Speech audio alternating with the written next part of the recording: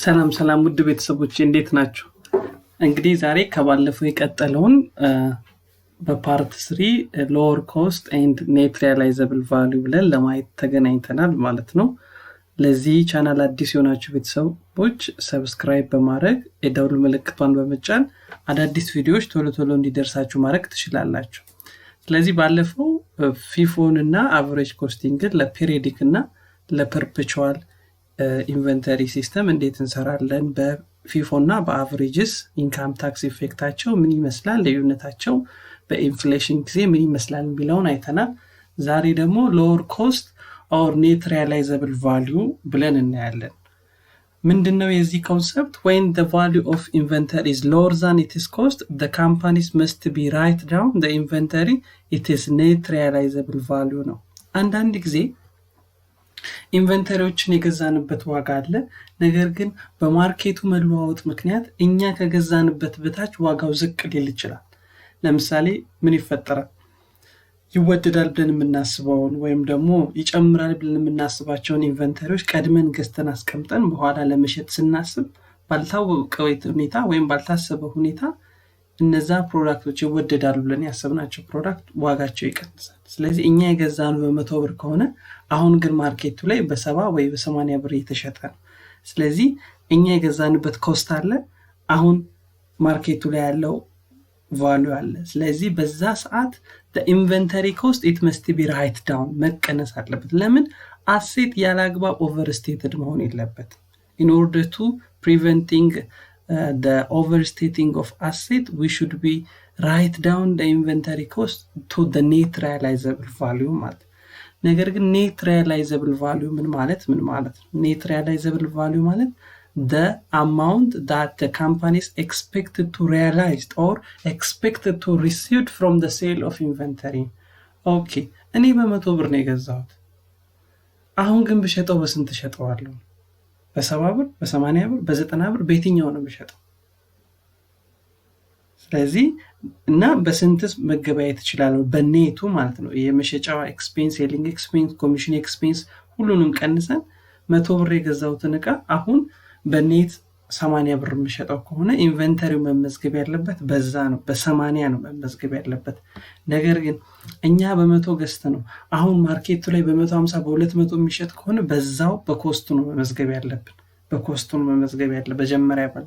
ስለዚህ ኮስቱንና ኔት ሪያላይዘብል ቫልዩን እናነጻጽራለን፣ ያነሰውን እንወስዳለን አሴት ኦቨርስቴቱን ፕሪቨንትድ ለማድረግ ማለት ነው። ስለዚህ ኔት ሪያላይዘብል ቫልዩ ማለት ያንን ኢንቨንተሪ ቀድመን የገዛነውን ኢንቨንተሪ አሁን ብንሸጠው ምን ያክል ካሽ እናገኝበታለን ነው።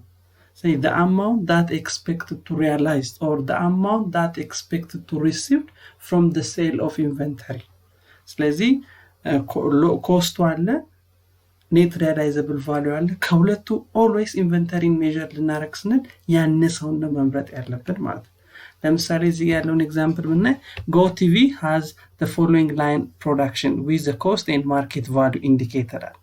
ስለዚህ ፍላት ስክሪኑ 100 ቴሌቪዥን ነበረን፣ ዩኒት ኮስት የገዛንበት ስንት ነው? 600 ነው። አሁን ግን ኔት ሪያላይዘብል ቫልዩአቸው ስንት ነው ብንሸጣቸው ብለን ስናሰላ expected to be collect cash ስንት ነው? 555 ነው። ስለዚህ ከሁለቱ የኢንቨንተሪው ትክክለኛ ኮስት መሆን የሚችለው የትኛው ነው? ከ600 እና ከ500። ለዚህ ለፍላት ስክሪኑ ትክክለኛ ኮስት የሚሆን የሚችለው 555 ወይም ኔት ሪያላይዘብል ቫልዩ ነው ማለት ነው። ለምን? ከገዛንበት ኮስት ስለሚያንስ ማለት ነው።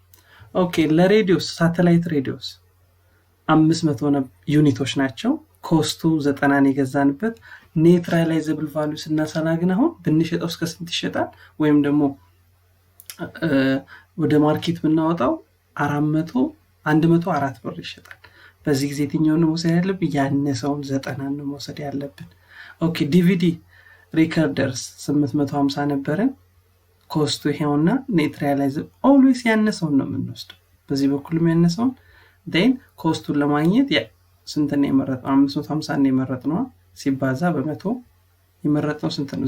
90 ሲባዛ በ500 የመረጥነው 48 ሲባዛ በ850 የመረጥነው ስንት ነው? 5 ሲባዛ በ3000 እናደርግና ቶታል ኢንቨንተሪ ኮስታችን ስንት ሆነ ማለት 155800 ነው። ይሄ ለምን ይጠቅመናል? in order to preventing the overstates of assets because of different market fluctuation ማለት በማርኬት ፍላክቹዌሽን የሚፈጠረውን የአሴት ኦቨርስቴት ለመቆጣጠር ይመቸናል ማለት ነው። ኦኬ ለምሳሌ እስቲ ይሄንን ነገሩ ላዮን ካምፓኒ ሴልስ 3 different types of home heating stove ነው wood gas and plate the cost and net realizable value of its inventory ተሰጥቶናል። of stove are ተሰጥቶናል። የሶስቱ ተሰጥቶናል። የጋዝ ስንት ነው? ኮስቱ 84000 ነው አጠቃላይ። net realizable value 79000 ነው። የውድ 250000 ነው ኮስቱ። net realizable value 280000 ነው። ፕሌትስ 112000 ሲሆን net realizable value ደግሞ 101000 ነው። ስለዚህ determine the value of the inventory the company's inventory under lower cost or net realizable value approach ነው። በlower cost or net realizable value approach የኢንቨንተሪው ትክክለኛው ኮስት የትኛው ነው? ስለዚህ ከጋዝ ላይ ከኮስቱና ከኔት ሪያላይዘብል ትንሹ የትኛው ነው? 79000 ነው። ስለዚህ እሱን እንመርጣለን። የውድስ 250000 እሱን እንመርጣለን። የፕሌትስ 101000 እንመርጣለን። ኦኬ ሶስቱንም ስንደምራቸው አጠቃላይ የኢንቨንተሪ ቫልዩ ኮስቱ ስንት ይሆናል ማለት ነው? 430,000 ይሆናል። ትክክለኛው የኢንቨንተሪ ኮስቱ 430,000 ነው ማለት ነው። Okay, the next topic in this chapter, inventory error. By default, in the all accounting cycle or accounting activities, we may make a different error. የተለያዩ ስህተቶች ሊፈጠሩ ይችላሉ። ስለዚህ unfortunately, error occasionally occur in accounting for inventory. ሊፈጠር ይችላል። ስለ ኢንቨንተሪ ስናወራ ስለ beginning inventory፣ ስለ ending inventory፣ ስለ cost of goods sold በምናወራበት ጊዜ ስህተት ሊፈጠር ይችላል። In some case, error may be caused by fail to ስንቆጥር ወይም ደግሞ ትክክለኛውን ፕራይስ ባለመጠቀም ስህተት ሊፈጠር ይችላል። In other case, error may occur the companies do not properly recognize the transfer of good title, the transfer of legal title of goods that are in transit. ከዚህ በፊት በቪዲዮ 1 ላይ ወይም በፓርት 1 ላይ እንዳየነው ኮንሳይንድ ጉዶችን በማስገባት ባለማስገባት ጉድ ኢን ትራንዚት በፎብ ሺፒንግ በፎብ ዴስቲኔሽን ስንቆጥር ኦነርሺፕ ቼክ ስናደርግ በምንሰራቸው ስህተቶች ኢንቨንተሪ ላይ ኤረር ወይም በመደመር ስህተት ልንሰራ እንችላለን፣ በመቁጠር ስህተት ልንሰራ እንችላለን። ነገር ግን when the error is occur they affect both income statement and statement of financial position. ኢንካም ስቴትመንትንም ባላንስ ሺትንም ወይም ስቴትመንት ኦፍ ፋይናንሻል ፖዚሽንም አፌክት ያደርጋል ኢንቨንተሪ ኤረር። ለዛ ነው ለኢንቨንተሪ በጣም ከፍተኛ ትኩረት መስጠት አለብን የሚባለው because if we make error on inventory it can affect our income statement and our balance sheet. ኢንካም ስቴትመንታችንን ባላንስ ሺታችንን አፌክት ስለሚያደርግ ማለት ለመጀመሪያ የኢንካም ስቴትመንት ኢፌክቱን ኢንቨንተሪ ስንሰራ ብንሳሳት ኢንካም ስቴትመንታችንን በምን መልኩ አፌክት ያደርጋል? inventory error affect the computation of cost of goods sold net income in two period. in two period ማለት የ2014ን ከተሳሳትን ኢፌክቱ የት ይሄዳል? 2015 ድረስ ይሄዳል። የ2013ን ከተሳሳትን ኢፌክቱ የት ድረስ ይሄዳል? 2000 ኦኬ ስለዚህ መጀመሪያ ኢንካም ስቴትመንት ኢፌክቱን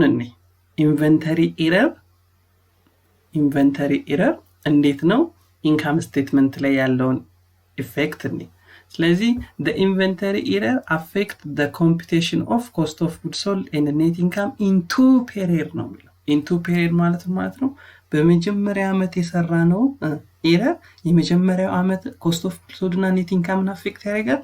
then የቀጣዩ ዓመትንም cost of goods sold እና net income አፌክት ያደርጋል። ለምሳሌ የ2013ን ending inventory ተሳስተን net income እና cost of goods sold ከተሳሳተ ስህተቱ ወዴትም ያልፋል ማለት ነው። የ2013ም 2013 ላይ ከተሳሳተን የ2014ም አፌክት ያደርጋል።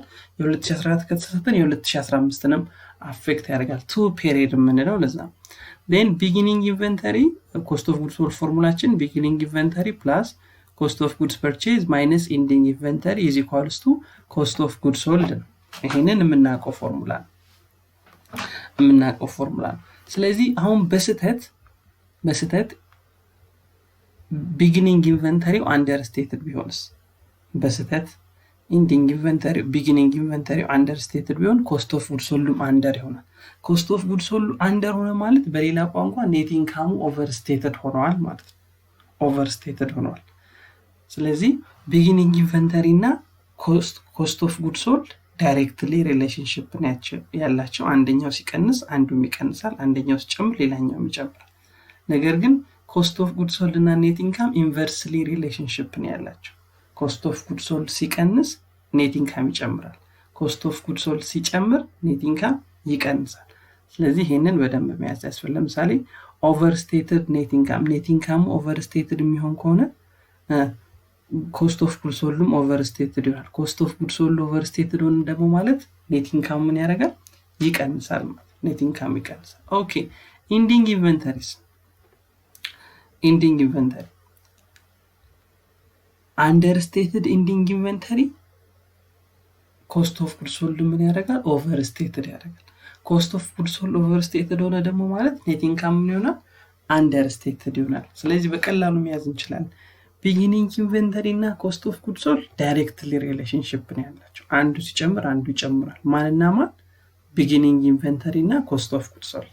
ነገር ግን ኢንዲንግ ኢንቨንተሪ እና ኮስት ኦፍ ጉድስ ሶልድ ኢንቨርስሊ ሪሌሽንሽፕ ያላቸው፣ አንደኛው ሲጨምር አንደኛው ምን ያደርጋል? ይቀንሳል።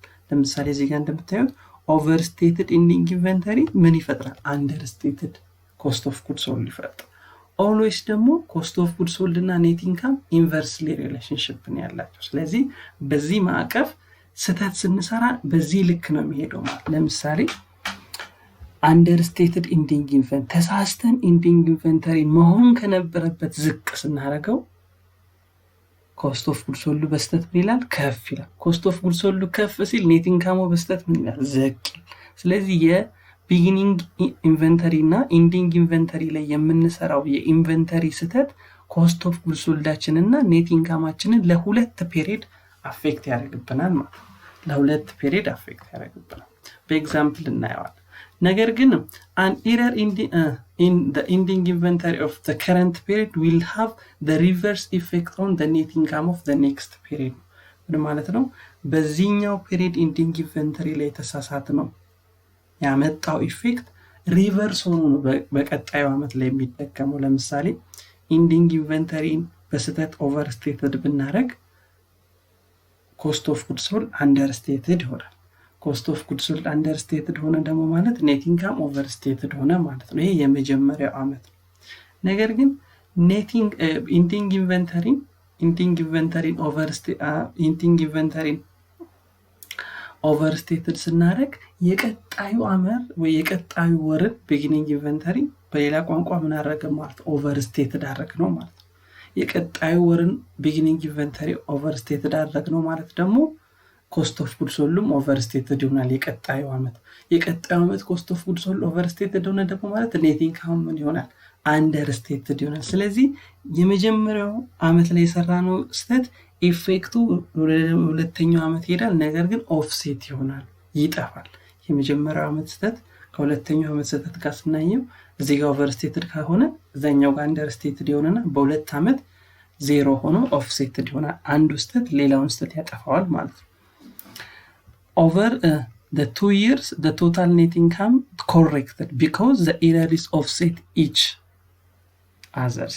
And ending inventory depends on entire accuracy of taking and costing inventory. Ending inventory ትክክለኛነታችን አኩሬሲ የሚረጋገጠው ኢንታየር ከመጀመሪያ ጀምረን እስከ መጨረሻ በምንሰራው የኢንቨንተሪ ኮስቲንግ አክቲቪቲ ነው ማለት ነው። ለምሳሌ በኤግዛምፕል አሁን ያወራሁትን ማለት ግልጽ ላይሆን ስለሚችል አስዩም ዛት 2013 እና 2014 ዓመት አለን።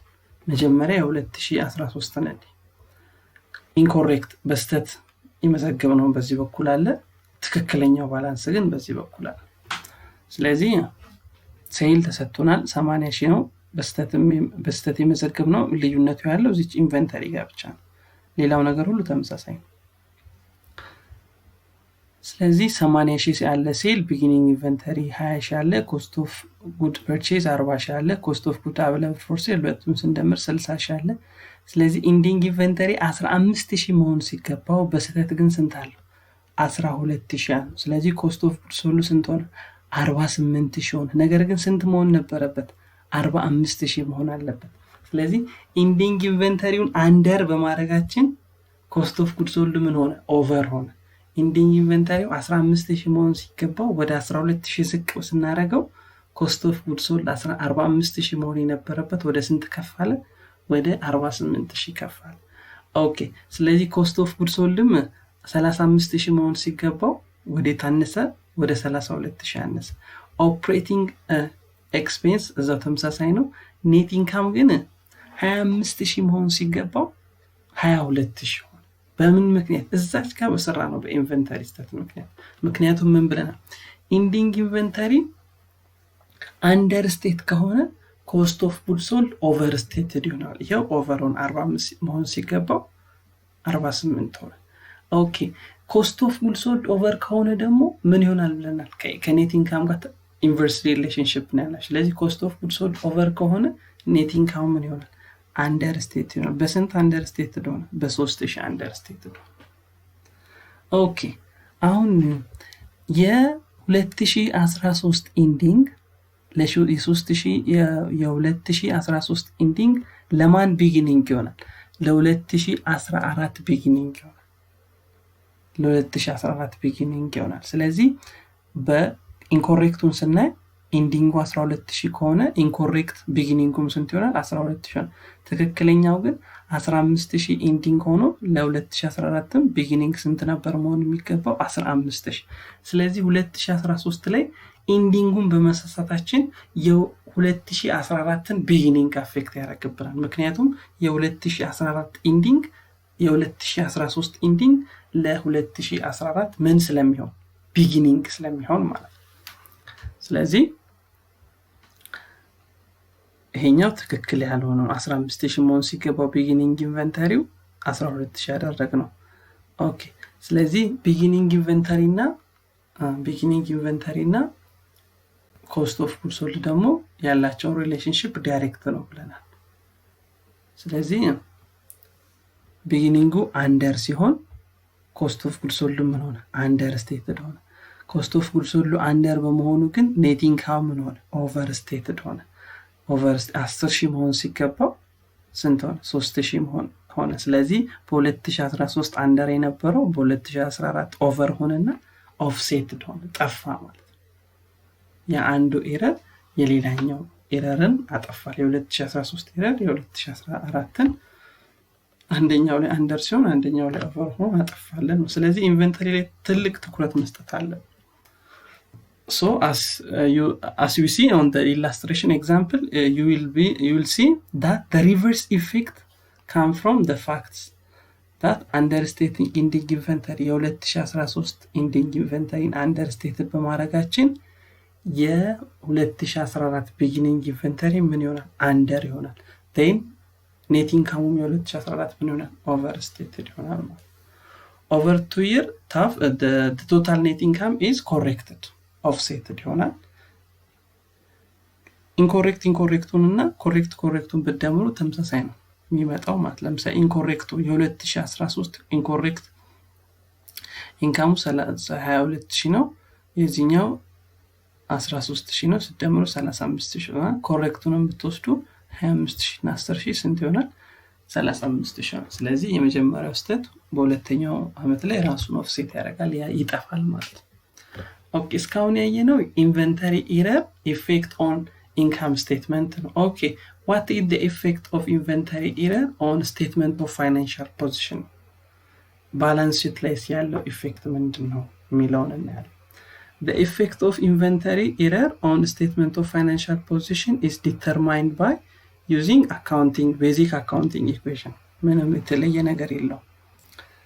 asset is equals to liability plus equity በሚለው ነው የምናየው። ምክንያቱም ending inventory overstated ሆነ ማለት በሌላ ቋንቋ asset overstated፣ ምክንያቱም inventory asset። ስለዚህ ending inventory overstated ሆነ ማለት asset overstated ሆነ ማለት። ሊያቢሊቲ አፌክትድ አይሆንም። አሴት ኦቨርስቴትድ ሆነ ማለት ኢኩዊቲ ኦቨርስቴትድ ሆነ ማለት ነው። ዴን ኢንዲንግ ኢንቨንተሪው አንደርስቴትድ ከሆነ በሌላ ቋንቋ አሴት አንደርስቴትድ ሆነ። አሴቱ አንደርስቴትድ ከሆነ ኢኩዊቲው ምን ሆናል ማለት ነው? አንደርስቴትድ ይሆናል ማለት ነው። ስለዚህ ኢፌክት ኦፍ ኢረር ኦን ፋይናንሻል ፖዚሽን ላይ በዚህ መልክ እናያለን ማለት ነው። ኢንዲንግ ኢንቨንተሪ ኦቨርስቴትድ ከሆነ አሴት ኦቨርስቴትድ ይሆናል፣ ኢኩዊቲም ኦቨርስቴትድ ይሆናል። ኢንዲንግ ኢንቨንተሪ አንደርስቴትድ ከሆነ አሴትም አንደር ይሆናል፣ ኢኩዊቲም አንደርስቴትድ ይሆናል። በስተት ማለት ነው። ኦኬ እስቲ ይሄንን እንስራ።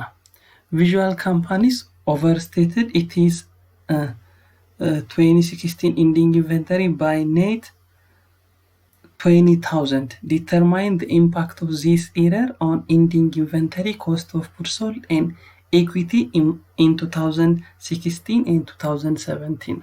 ስለዚህ በ2014 መጨረሻ ላይ ኢንዲንግ ኢንቨንተሪውን በስተት ምን አድርገነዋል? በ22,000 ኦቨርስቴትድ አድርገነዋል።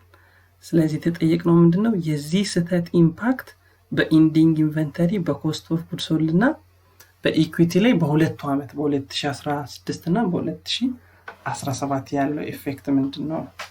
ባይ ዲፎልት ኢንዲንግ ኢንቨንተሪውን ኦቨርስቴትድ አድርገናል። ስለዚህ የ2016 ኢንዲንግ ኢንቨንተሪ ኦቨርስቴትድ ይሆናል። ነገር ግን የ2017ን አፌክት ያደርገው ኢንዲንግ ኢንቨንተሪ ኦቨርስቴትድ ይሆናል። ኦኬ ኢንዲንግ ኢንቨንተሪ ኦቨርስቴትድ ሲሆን ኮስት ኦፍ ጉድስ ሶልድ ምን ይሆናል? ሌላው ደግሞ የምናየው እዚህ ጋር ኢንዲንግ ኢንቨንተሪው ኦቨርስቴትድ ሲሆን ኮስት ኦፍ ጉድስ ሶልድ አንደርስቴትድ ይሆናል። ኢንቨርስሊ ሪሌሽንሺፕ ስላላቸው ማለት ኢንዲንግ ኢንቨንተሪ ኦቨርስቴትድ ሆኗል። ስለዚህ የ2016 ኮስት ኦፍ ጉድስ ሶልድ አንደር ይሆናል። the reverse is true ለቀጣይ ዓመት ብለናል አይደል? ስለዚህ ኮስቱ የዘንድሮ ኮስት ኦፍ ጉድስ ሶልድ አንደርስቴትድ ሆነ ማለት የቀጣዩ ዓመት ኮስት ኦፍ ጉድስ ሶልድ ኦቨርስቴትድ ይሆናል። የዘንድሮ ዓመት ኔት ኢንካም አንደርስቴትድ ሆነ ማለት የቀጣዩ ዓመት ኔት ኢንካም ኦቨርስቴትድ ሆነ፣ ምክንያቱም ኢንቨንተሪ ኤረር ኦፍሴት ስላለው ማለት ነው። ስለዚህ የ2013 አንደርስቴትድ ሆኗል፣ የ2014 ግን ኦቨርስቴትድ ይሆናል። ኦኬ ኢኩዊቲ ኢፌክት በ2016 እና በ2017። ስለዚህ ኢንዲንግ ኢንቨንተሪ ኦቨርስቴትድ ሲሆን አሴት ኦቨርስቴትድ ይሆናል። አሴት ኦቨርስቴትድ ሲሆን ኢኩዊቲ ኦቨርስቴትድ ይሆናል። የማን የተሳሳትንበት ዓመት ብቻ ወደ ቀጣዩ ዓመት አያልፍም፣ የ2016 ብቻ ማለት። ስለዚህ በዚህ መልክ እናስቀምጠዋለን ማለት ነው። በዚህ መልክ እናስቀምጠዋለን። ኦኬ ኔክስት ኤስቲሜሽንስ ኦፍ ኢንቨንተሪ እናያለን። እስከዛው ድረስ በጣም አመሰግናለሁ። ላይክ፣ ሼር፣ ሰብስክራይብ ማድረጋችሁን እንዳትረሱ። ጥያቄም ካለ ኮሜንት ላይ አስቀምጡልኝ፣ አየዋለሁ። በጣም አመሰግናለሁ።